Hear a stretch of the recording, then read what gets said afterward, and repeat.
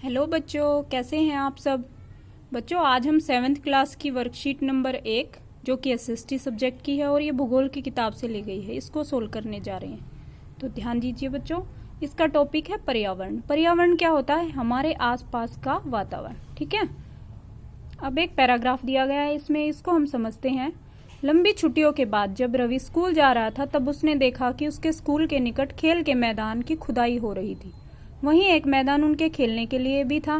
लोगों ने बताया कि वहां अनेक घरों वाली अब बड़ी इमारत बनेगी।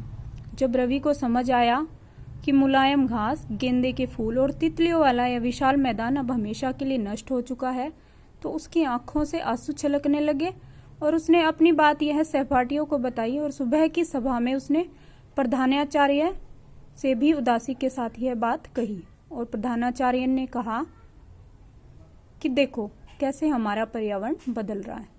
कक्षा में पहुंचकर रवि ने अपने शिक्षक से पूछा कि पर्यावरण क्या है।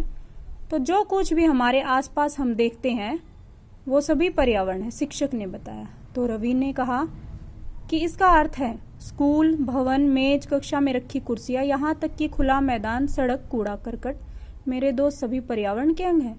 तो बेटा, इससे आपको क्लियर हो गया होगा कि जो भी वस्तु हमारे आसपास है सब कुछ वो पर्यावरण का एक हिस्सा है, अंग है। ठीक है।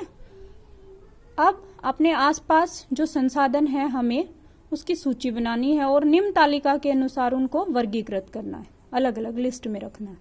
देखिए, अपने घर के पास उपलब्ध संसाधनों में आप क्या रखेंगे? अपने घर में जो भी उपलब्ध संसाधन है उसमें आप क्या रखेंगे?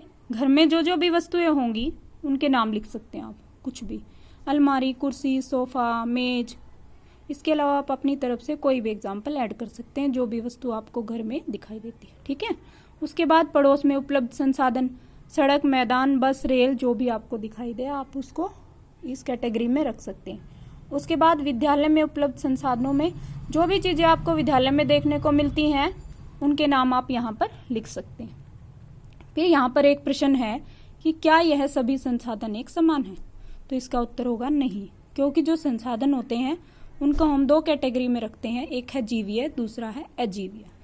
देखो, जो जीवीय संसाधन होते हैं उसमें सजीव प्राणियों का संसार, जैसे कि पादप जैसे कि पौधे और जंतु, ठीक है, जिनमें जान होती है, जो सजीव कहलाते हैं। दूसरी कैटेगरी है अजीवीय। अजीवीय होते हैं निर्जीव पदार्थों का संसार, जैसे कि स्थल होती है जमीन पर जो भी चीजें पाई जाती हैं जिनमें जान नहीं होती वो स्थल की कैटेगरी में रखी जाएंगी। ठीक है। इसके बाद बेटा यहाँ पर एक पहेली दी गई है।